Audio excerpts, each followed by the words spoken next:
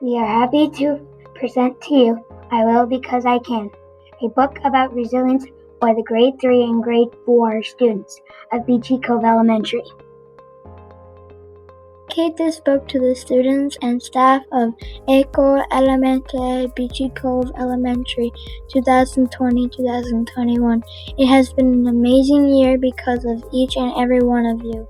This book was a collaborative project between the grade 3 and grade 4 classes. Please review the ending of for a listing of the authors, illustrators, and online readers.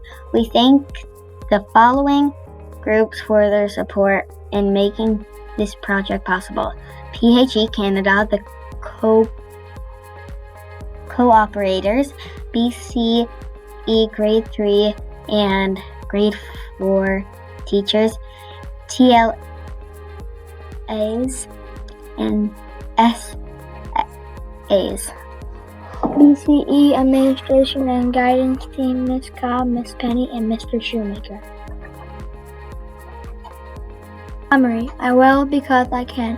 The results of a collaborative story writing project designed to develop resilience and mental health awareness in young people.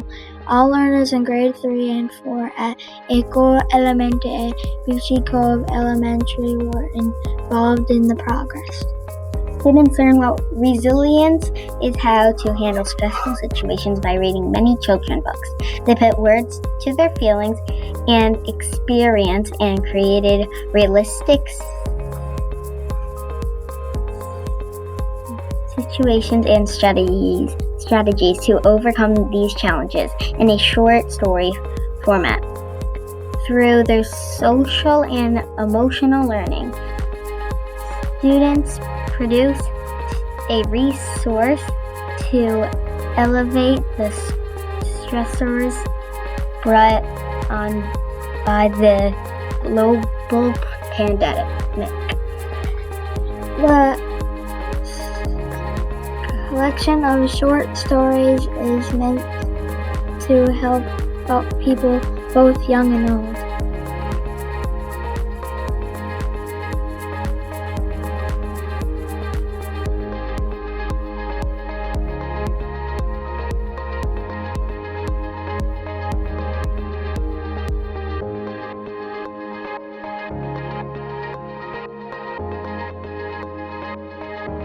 Hannah's story.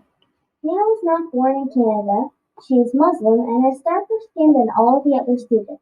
She feels lonely and really left out and thinks no one wants to be a friend to the color of her skin. Hannah thinks this is unfair. She believes that you shouldn't judge someone by the color of their skin. One day she decides to speak up and ask why no one wants to be her friend.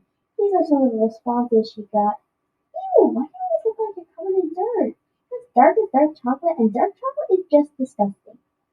Hannah went home crying that day. She was so devastated that people would actually say those things. Her mom, who had also endured that sort of suffering, said consolingly, "There will always be haters, my sweetheart. The best thing we can do about them is tell them that black is beautiful. Also, let them know how you feel and be strong with who you are." Hannah replied with, "Okay, Mama." The next day she went back to school, ready to face the haters. But there were none. A friend came up to her and told her it was me who told them that what they had said was wrong.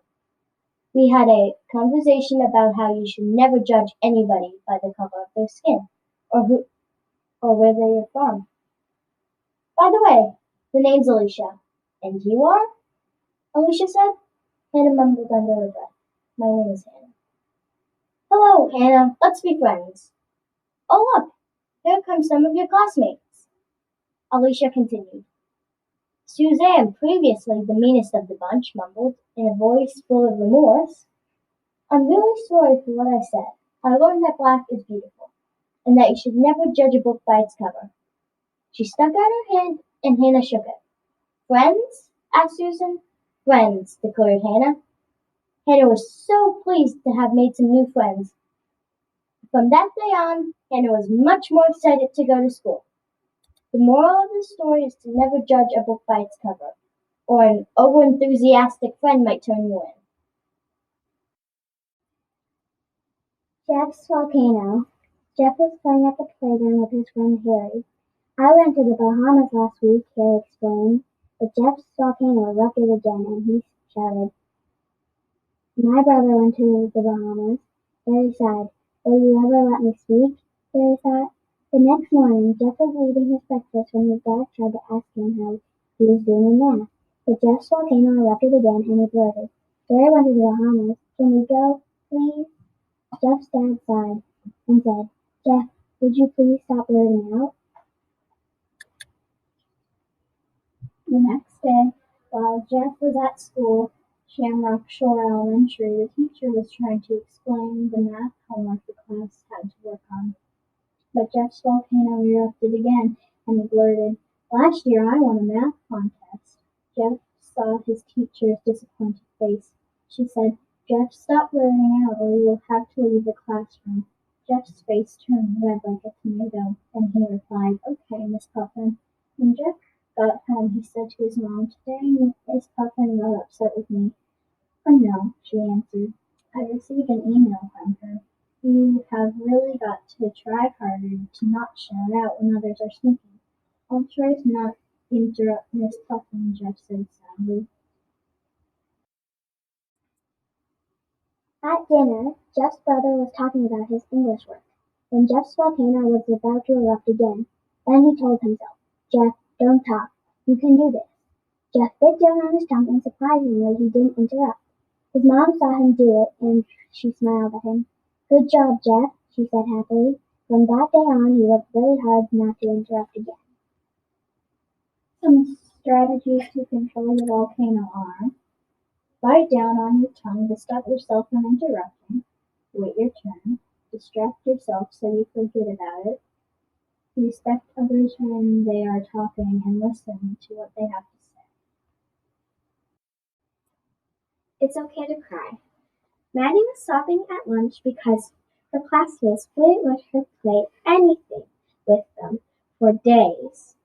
She tried to ask them nicely, but all they said was, "No, Maddie." She wanted them to do whatever she asked them to do, but they wouldn't. She felt so hurt and cried. Maddie went to her teacher and told her that she felt that she was being left out. She also told her teacher that she just always felt like crying. Her teacher said that many people cry when they feel hurt.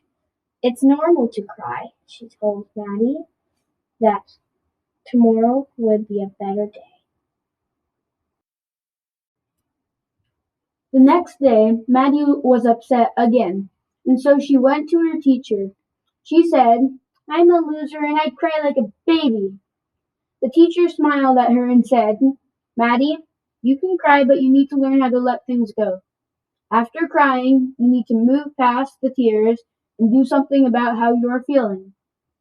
Her teacher continued, "It's good to let an adult know how you're feeling, and also tell your friends hurting you your feelings." Maddie decided that her teacher was right, and she was going to do something about it. She asked her friends if they wanted to play hide and seek with them. They did. Everyone had a blast and was kind to each other. Maddie had fun with her friends, and she was very content. Her friends kept cheering her up by telling her jokes and making funny faces.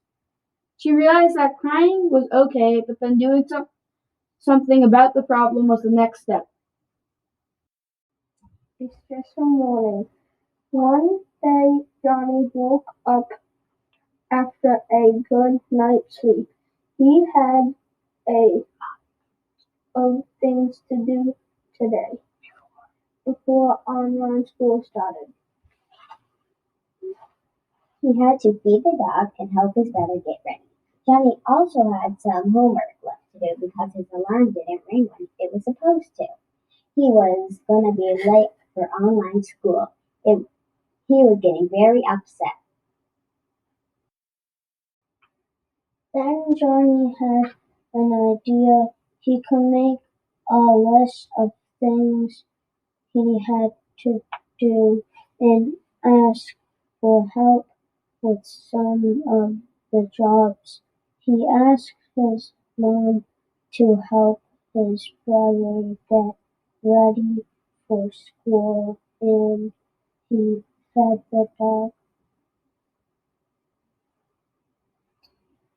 He didn't want to eat breakfast because he was really hungry, so he had time to finish his homework before online class started. He would have a snack later. Everything worked out. He even had time to watch a basketball game after school. The Lakers versus Raptors. The end. Timmy's big problem. Timmy made a game and he was very proud of it. The game was called Bug Tussle. It was a board game. He wanted to play it with his friends, but nobody wanted to come over to play. When nobody came over to play Bug Tussle with him, Timmy was really angry, but really he felt hurt. He felt that he was not noticed by his friends and was being left out. Timmy tried of think of ways to be noticed by his friends. He could ask a trusted adult like a teacher or a guardian to help him. He could be brave and use his own voice. If he was friendly, somebody might want to play with him. He told himself he could do this. He would call a friend to come over to play. When he looked outside th- th- his window, he saw that there was a friend on the street playing alone. He opened the door and called out, "Would you play my new game with me, please?"